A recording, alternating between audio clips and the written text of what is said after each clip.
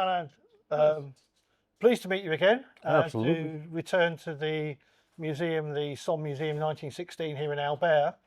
Tell us a little bit about the museum and what's here and that people can look forward to seeing. And Yeah, okay. Well, the museum itself is, as you know, it's in an underground tunnel, and it used to be used for the local population to hide when there were attacks, because the north of France, Belgium, used to be always was a buffer zone of conflicts. So when there was an invasion, the people fled downstairs. Now, during the First World War, it was mostly used for ammunition storage, and during the Second World War, it was used as an air raid shelter, because they were afraid of bombardments. Because just outside this town, in a little village called Meelt, and nowadays over there we have Airbus. But before it was another plane manufacturer, and during war it was sure to going to be a target of conflicts, of bombardments. So they reinforced the tunnel and enlarged, and gave place at the time for 1,500 people. But after the war, the tunnel stayed intact, and since 1992 we have the museum inside. Now you're going to see loads of objects, of course, but over here we have scenes created with German, French, British soldiers in the dugouts and in the trenches during this battle, and mostly during the Battle of the Somme. yes, so you've got artifacts that are actually battlefield artifacts as well, haven't yes. you? As well, yes. And various other sort of displays and little periscopes and films and things that people can watch as they go round. Exactly. There's also a little room, and there's a video, and over there you can see all the sights from around here, and mostly from the Battle of the Somme. Yeah. But we still stayed to find loads of stuff in, because after the war, when the local population came back, they threw in everything in trenches, shell holes, earth on top of it, and you don't see anything anymore. So now when the fields are plowed, it comes up again. Yeah. So, yep. So there's still stuff being excavated even now, 100 years on. Even 100 years afterwards, yeah. Yeah, it's still everywhere. So yeah, that's just never going to leave the region, is it really?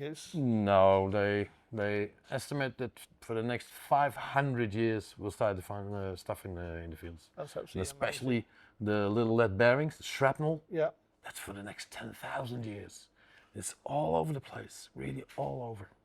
That's it. And so when the visitors come here, do they get a guided tour or do they just look at things as individuals? Well, in principle, it's self-guided, but if you want to have a guided visit, then you have to call in advance or make an email that you want to have a guided visit.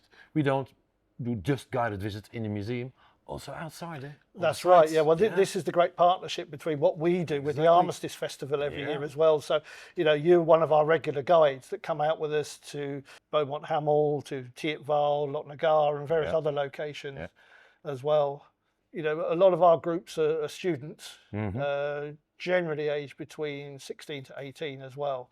And a lot of the visitors are from the UK. They're reaching the stage in their studies where they're going to be taking history exams at various levels as well. So what you do and provide for us enhances their interpretation of what they learn in the classroom, doesn't it? Exactly, because also at that time, many school groups, boys from one school, village, whole football teams, the PALS battalions, they all went to the same battalion and they all died together. That's right. I mean, you see that around all the various CWGC sites, don't you? But all across the Somme, particularly associated with 1916. Especially because that was the new army, wasn't it? Yeah. New Kitchener's army. And they were thinking they were well prepared, but they weren't well prepared at all. That's right. Yeah. That's right. So many were killed and injured. So many. You can see on the Chapelle Memorial only. Yeah. 72,000 names, and those were never found and have no known grave. That's it. And I know that from previous work that you and I have done together as well with our groups, that when we've taken them to various locations and to some of the CWGC sites, Thietval being the obvious one with the pillars, that people have actually found relations or someone from their town as well. And there's a really big emotional contact, isn't there, really? Because then history comes very close to you. It comes alive, doesn't it? Exactly, yeah. And that's part of the experience that we try to sort of bring to our visitors, and Sure. with the help of someone like yourself as an expert and your colleagues here in Albert, that it makes our job a lot easier as well. But at the same time, it's very much the knowledge and also the enthusiasm you have for passing that knowledge on to the future generations. Of course, yeah, this must never be forgotten. Never. And that's probably the most important message of all, isn't it? I think so too, yeah. You know, we always think of November the 11th every year, Armistice Day, and there's that big focus, isn't there? But for the work that you do, you live that every day of your working life, don't you now? It's not only because I work here, but I live here as well. Yeah. And I see it every day. And especially in wintertime, when the fields are plowed, I can still see it all over. That's right.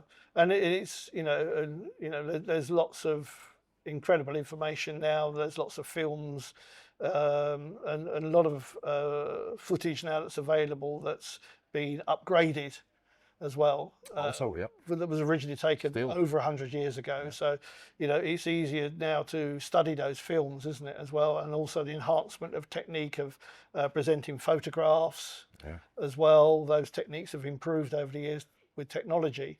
Especially now with the coloration of the old. Yes, indeed. It brings back like it was yesterday. It's so much alive then.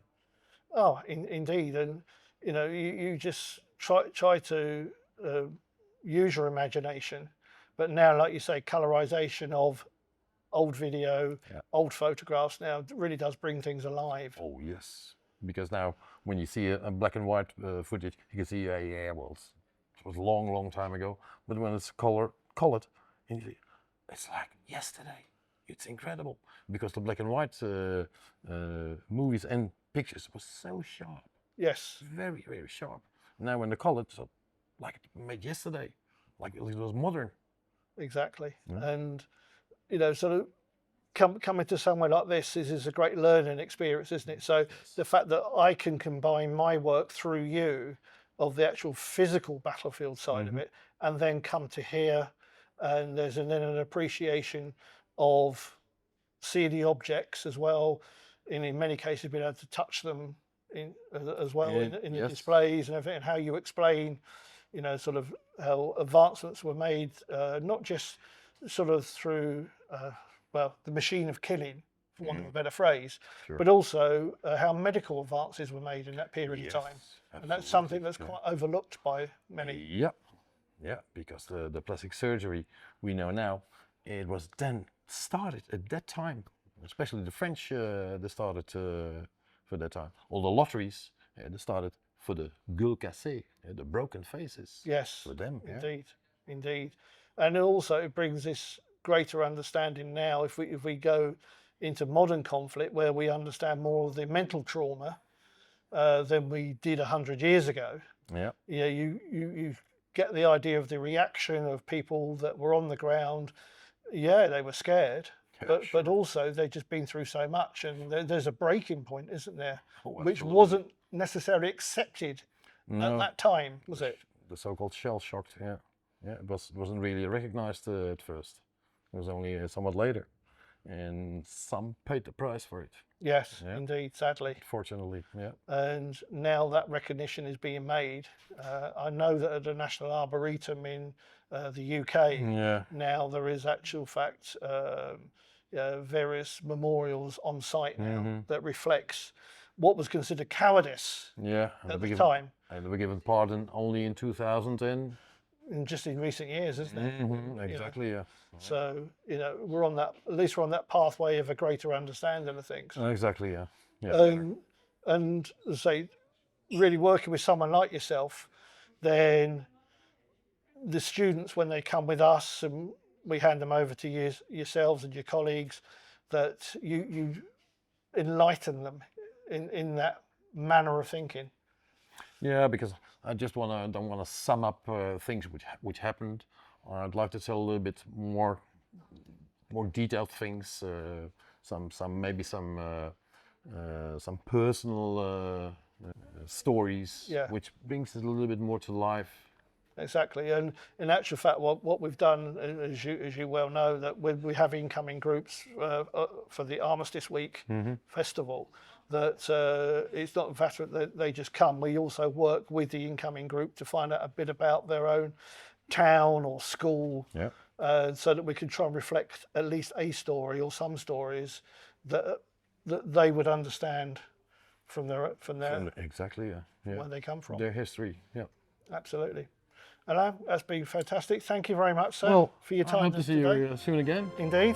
Yeah, thank you very much for all you do for us. You're welcome.